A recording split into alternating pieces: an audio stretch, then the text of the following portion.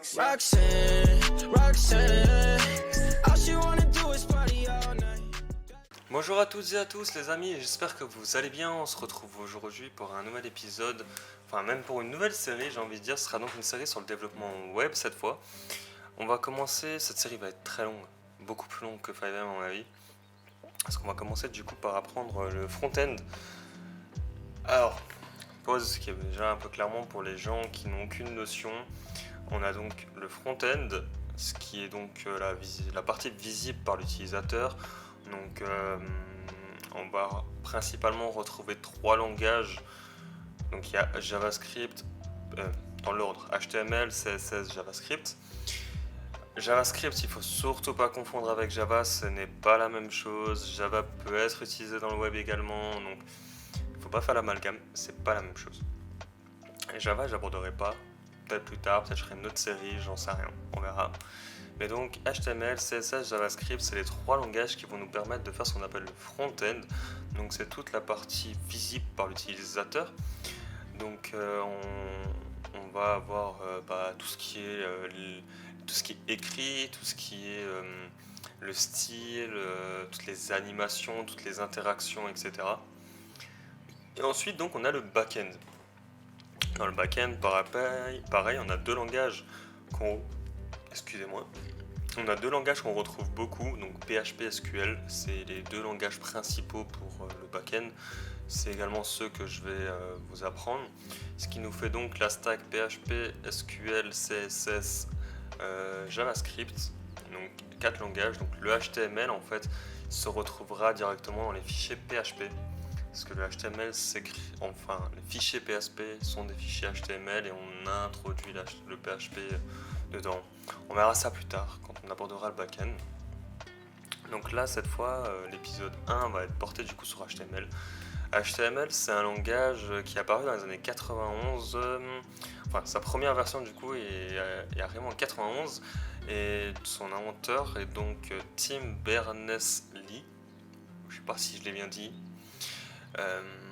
La première version c'était très simple, c'était principalement pour partager des documents, faire des recherches, des documents de recherche, ce genre de choses.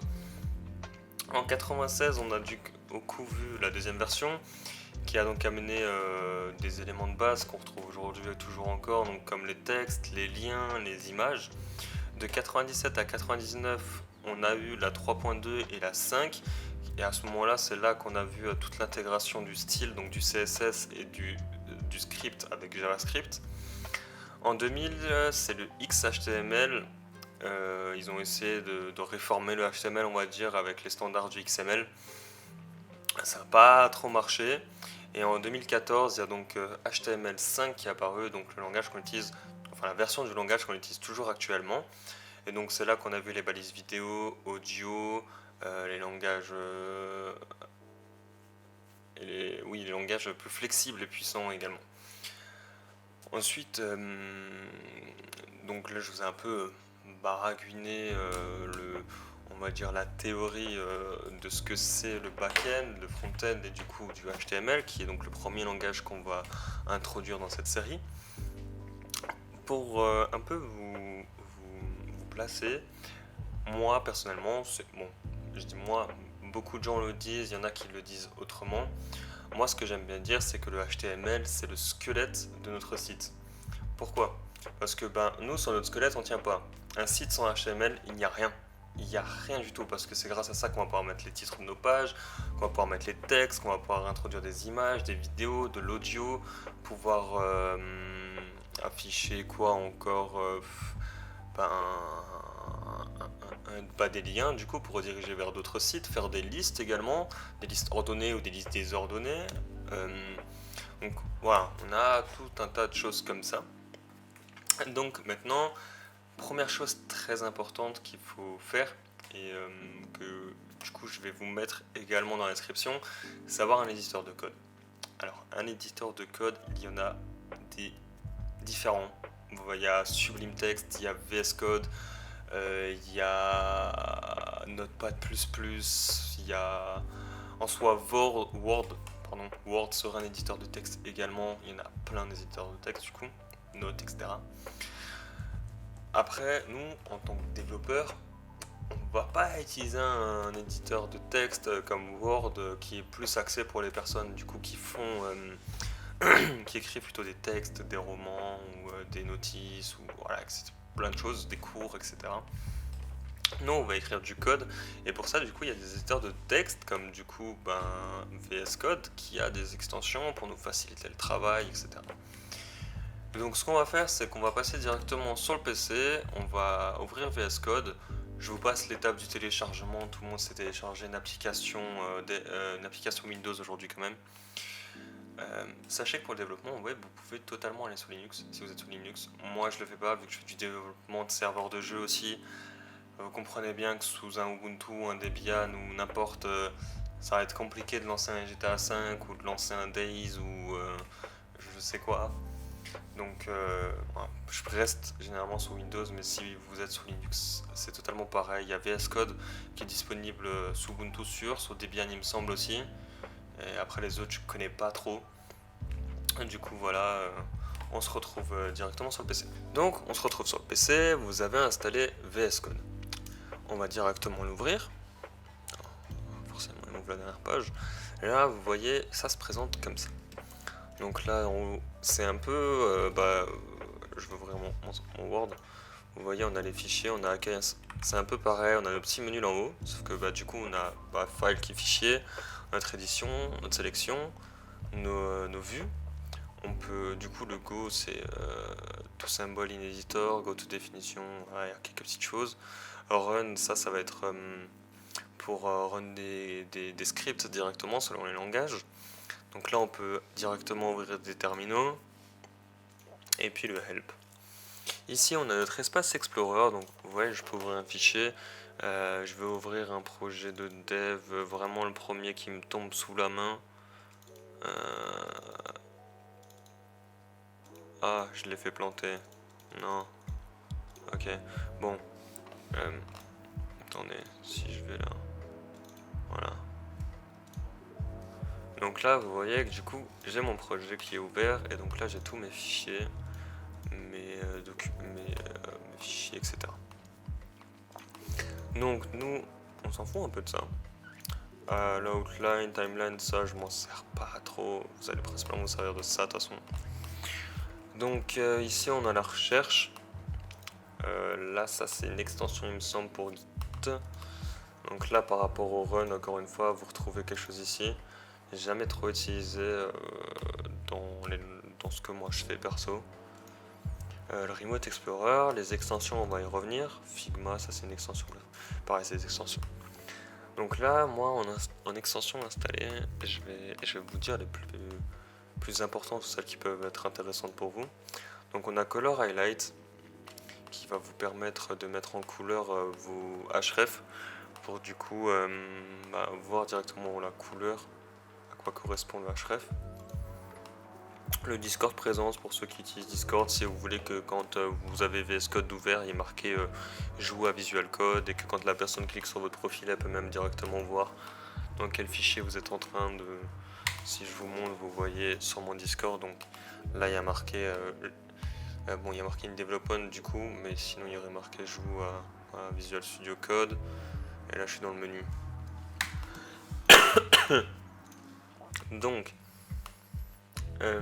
ensuite, qu'est-ce qui peut être utile encore? Et JavaScript, le snippet, vous pouvez le prendre directement également. Live Server aussi, oui, vous pouvez le prendre. Material Icon permettra d'avoir les petites icônes. Vous voyez comme moi ici, là j'ai JS. Donc ça vous mettra ces petites icônes. Si vous avez PHP Debug, PHP IntelliFont, ça c'est pour les gens qui veulent aller jusqu'au bout de la série et suivre le back-end également. Prettier pour mettre en forme votre texte à l'enregistrement. Ça met tout en forme en fonction du langage dans lequel vous êtes en train d'écrire. Après vous avez les VS Code, Icon. Si jamais, je crois que j'utilise celle-là en ce moment, c'est celle-là que j'utilise. Les matériels icônes sont différentes et je les trouve moins cool. Donc ensuite ça sera tout du coup. Pour HTML il me semble pas qu'il y ait... Je me souviens pas. Ah j'avais un HTML snippet mais du coup il est plus...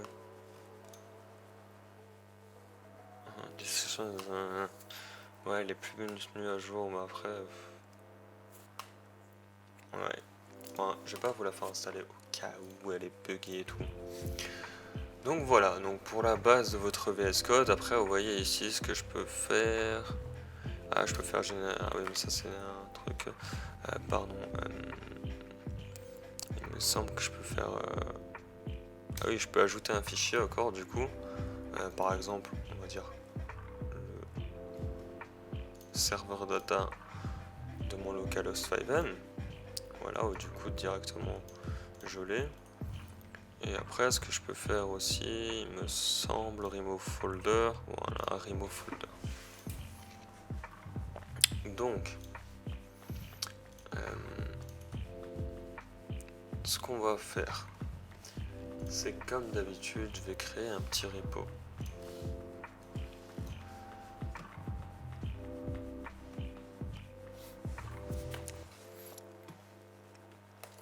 Donc, je vais aller sur GitHub, je vais créer un repo. Comme ça, pareil, le repo sera dans la description. Hop, sur Organization, paf, repo, new repo, tuto-bas web-bas 1.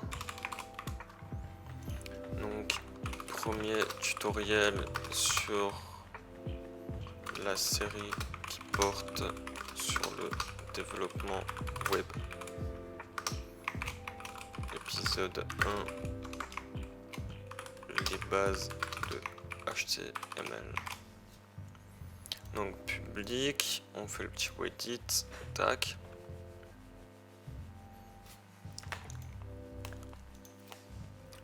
Paf. Et ensuite, on va ouvrir git bash, en git clone, hop.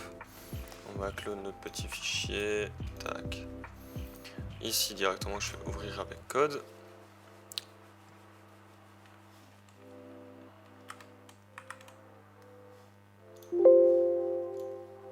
Voilà. Pardon. Donc là, j'ai mon petit readme du coup. Et ce que je vais faire, c'est qu'on va créer un fichier index.html.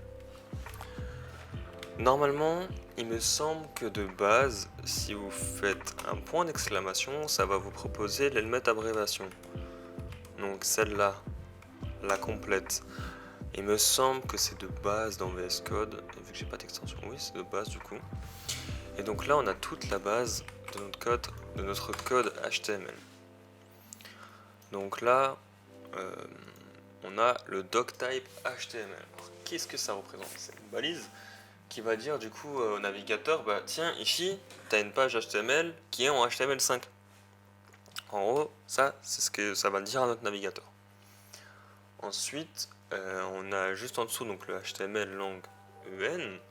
Donc là, c'est la racine pour dire à notre fichier, comme vous voyez en bas on a de nouveau le HTML mais avec la petite barre, avec le petit slash, et donc ça veut dire bah ici tu vas avoir du HTML.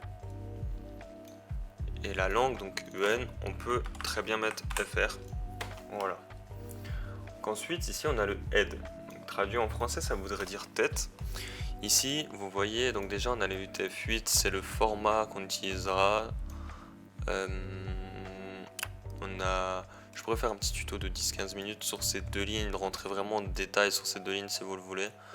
Mais en soi, voilà, donc là c'est clairement juste pour dire que notre page elle est en UTF-8. Et du coup, là, cette méta là, donc on a le viewport, la wife. Ça c'est pareil, en soi on pourrait les enlever si on veut. Vraiment, ça marcherait sans. Mais elles sont de base, on les met, tout le monde les met, donc on les laisse. Généralement on les change pas. Et ensuite ici le title, donc on a le titre de notre page. Donc là on peut très bien mettre, on va mettre adev.bat accueil. Ensuite, plus tard, ici on fera des links pour lier nos fichiers CSS. Et ensuite on fera aussi des scripts où on mettra des sources pour lier nos fichiers JavaScript. Pour commenter comme ça, c'est donc pour faire un commentaire rapide comme moi j'ai fait, c'est CTRL plus K plus C.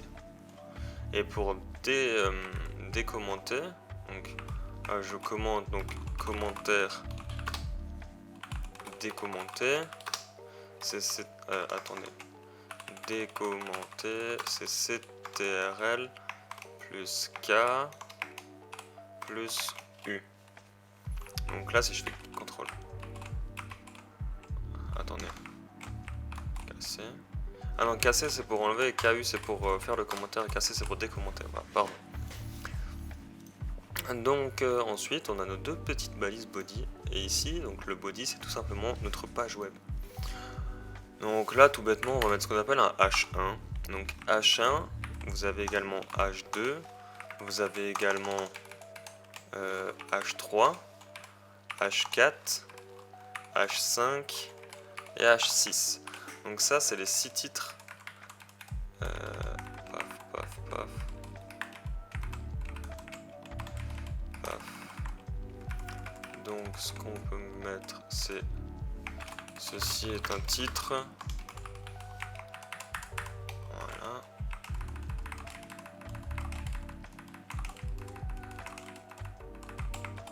On n'oublie pas de sauvegarder. Et là, du coup, ce que vous pouvez faire, c'est go live directement. Vous attendez un petit peu, et voilà. Vous avez du coup votre page en local qui s'est lancée.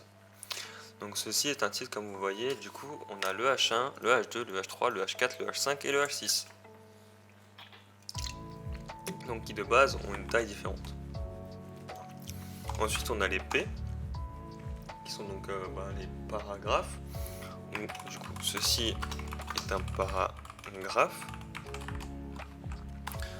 Voilà. Donc juste, vous voyez, on save et c'est bon. Donc c'est un peu... C'est un H3, on dira, sans le gras.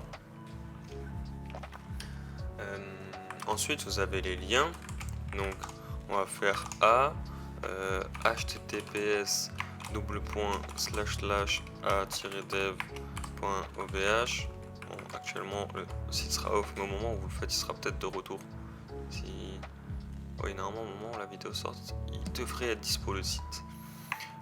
Donc là, on peut mettre adev.bat website. Et voilà. Et là, du coup, si je clique dessus, paf. Ouais, voilà, le site est encore lié sur l'ancien boutique Shopify. Par contre, du coup, ce qu'on peut faire aussi... Non, ça, on verra ça plus tard quand on fera du CSS et des vraies pages. Je vais pas vous remplir le crâne avec ça. Pour l'image, si vous voulez prendre cette petite image là, voilà, le logo. Donc image. Là, on fait /app, on met l'image, pas d'espace, rien, toujours des tirés du bas, tirés du 6. Ou alors coller, mais si vous collez, faites du camel case comme ça, c'est ce qu'on appelle le camel case. Donc voilà. Ensuite, on a du coup le alt, où si votre image n'apparaît pas, ou aussi il me semble que c'est utilisé pour les personnes non voyantes, c'est ce qui aura marqué donc si votre image n'apparaît pas, et c'est ce qui sera dit, il me semble, aux personnes non voyantes. Donc logo à dev.bat. Voilà. Ensuite, donc là vous voyez qu'on a le source encore une fois qui revient. Donc c'est pour faire une liaison comme pour notre script ici là. On a le href, du coup c'est pour comme ici pareil pour faire de la liaison, mais plutôt en interne, alors que là la source va pouvoir nous permettre aussi du coup de chercher non pardon, qu'est-ce que je raconte, le href va nous permettre justement de pouvoir faire des requêtes HTTPS, et le source sera que du local. Voilà, il me semble que c'est ça la grosse différence. Donc on voit aussi ici directement ce qu'on appelle des tags ou des attributs plus couramment. Et donc vous avez donc le href, donc qui lui va vous permettre, comme vous voyez, de faire des requêtes HTTPS. On a le source qu'on retrouve, donc le href on le retrouve aussi ici pour les links. Le source on le retrouve ici pour le JavaScript, où du coup ça sera plutôt pour rechercher des fichiers dans votre projet local. Et le alt qui n'est que utilisé sur les images, il me semble, pour justement dire ce que représente l'image. Mais pareil, le alt n'est absolument pas obligatoire. Mais je vous le conseille. C'est sans être une réforme. Ensuite, on va créer notre première liste. Donc, on va faire une liste qu'on appelle une UL, donc une Unordered List, donc une liste désordonnée. Dans les listes, pour les faire, ce qu'on fait, c'est des LI. On va mettre première ligne de liste. Voilà, on va en mettre 4. Et donc là, déjà, on a notre logo, du coup. Oui, c'est vrai. Ce qu'on peut faire aussi, là, vous voyez qu'ils sont à côté, vous faites un petit BR. Et hop, ça passe en dessous. Vous pouvez même en refaire un si vous voulez laisser un peu de vide, voilà. Donc là, vous voyez, on a une ligne désordonnée qui, du coup, a des petites puces. Et du coup, là, voilà, la différence avec la liste ordonnée, du coup, qui est du coup ligne de liste. Hop, pareil, on va en mettre 4. Vous voyez, ou du coup, là, ça va être numéroté. C'est ça la différence entre l'ordonné et le désordonné. Je vous avoue que généralement, une fois qu'après on mettra tout ça en style, on va directement enlever les puces ou enlever les chiffres, généralement quand on fait des listes. Donc, mais on verra ça dans l'épisode 2 quand on abordera les bases du CSS. Ensuite, ce que je vais vous parler aussi, par exemple, vous voyez tous mes titres là, je vais les mettre dans ce qu'on appelle une division. Donc là, on va mettre une div qui sera du coup la division de tous nos titres. Comme vous allez le voir, ça ne change rien. Mais ça nous permet à nous, dans le code, de dire que ça, c'est un seul bloc. Là, dans l'intérêt, il n'y en a pas, mais une fois qu'on fera des classes pour justement le style ou des idées pour faire du script avec JavaScript, il y aura de l'intérêt d'utiliser les divs. Pareil, ce qu'on peut faire, ce qu'on utilise aussi des fois, c'est span. Pardon. Ceci est une span. Voilà, vous voyez, la span c'est un peu un paragraphe, mais généralement en fait dans un paragraphe, disons que je veux mettre en rouge le mot paragraphe, bah, je vais mettre mon début de span ici, mon fin de span ici, et pouvoir justement interagir juste sur ce mot là de tout mon paragraphe. Encore une fois, ça sera pour le style bien plus tard. Par contre, ce qu'on peut faire du coup aussi pour là, on va faire du coup ce qu'on appelle une section. Donc ça pourrait être du coup notre section pour les listes. Voilà, tout simplement. Encore une fois, ça ne change rien. Mais c'est un module comme une div. Et pour éviter, parce que vous allez voir qu'au bout d'un moment, vous avez utilisé tellement de divs, utiliser des sections, quand vous, au lieu de faire une div avec plusieurs divs dedans, utilisez une section avec des divs dedans. Pareil, vous allez aussi avoir le header.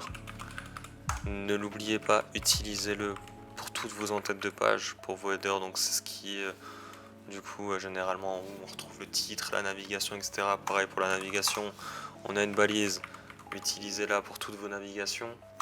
On a aussi ce qu'on appelle le offside, qu'on utilise du coup si on veut faire généralement un bloc sur le côté, quand on fait des menus sur le côté, à droite, à gauche, selon les sites qu'on fait. On a aussi des articles, pareil, utilisez des articles quand vous mettez plusieurs paragraphes qui fait un article. Prenez des articles au lieu de prendre des divs et les appeler articles untel ou autrement, prenez une div article avec une classe qui a un nom spécifique et à terme sur le style, donc avec le langage CSS, on utilisera le microprocesseur SAS qui nous permettra de faire une meilleure mise en page et de faciliter l'appel justement au HTML. Donc après pareil, pour fermer vos pages, on a ce qu'on appelle le footer. Pour ceux qui comprennent l'anglais, j'espère que si vous les codez, vous comprenez l'anglais. Donc le footer qui est donc le pied de page. Donc pareil, utilisez-le, ne mettez pas une div tout en bas, ne l'appelez pas footer, ça ne sert à rien. Ensuite, on a des choses un petit peu plus cocasses. On a ce qu'on appelle des formulaires. Avec du coup, on a l'action. L'action, c'est pour nous rediriger sur un fichier. Donc là, comme dit, on va juste le créer. On va faire un register.php. Et du coup, on va mettre action tac tac register.php et derrière une méthode qui du coup sera post. Voilà. Dans les formulaires, généralement, on utilise label, donc for name et prénom. avec du coup un input de type texte avec son name et son id name, et avec un placeholder du coup qui sera prénom. Alors, on revient là. Formulaire, encore une fois, c'est comme une division, c'est comme une section, c'est comme un header. Ça vous permet juste d'imbriquer des choses dedans. Donc le action, c'est ce qui va du coup, comme vous l'avez compris, faire appel à ce fichier. Le fichier où du coup on retrouverait le code pour s'enregistrer ou autre. La méthode post, on a aussi la méthode get pour voir et envoyer. Le label, donc for, qui veut dire pour. Et donc là on lui met for parce qu'ici le name de l'input c'est name. Donc pour lier ces deux, on les appelle name. Le ID, encore une fois, ça serait plutôt pour faire un appel en PHP, en JavaScript ou peu importe, ou même en CSS. Donc le type c'est le texte. Donc là vous voyez quand j'écris on le voit. Si je mets mail, ben il va, quand je vais vouloir publier, il va voir que c'est faux parce que c'est pas un mail, donc il n'y a pas d'arrobase et de .com ou de .fr, etc. On a password aussi, qui est très très utilisé du coup. C'est ce qui vous permet de faire les petites étoiles quand vous écrivez. On a quoi? On a submit du coup, où du coup c'est un petit bouton envoyé. Voilà. Donc nous ici c'est texte. Ce qu'on va faire, c'est qu'on va faire un email password et un submit. Donc email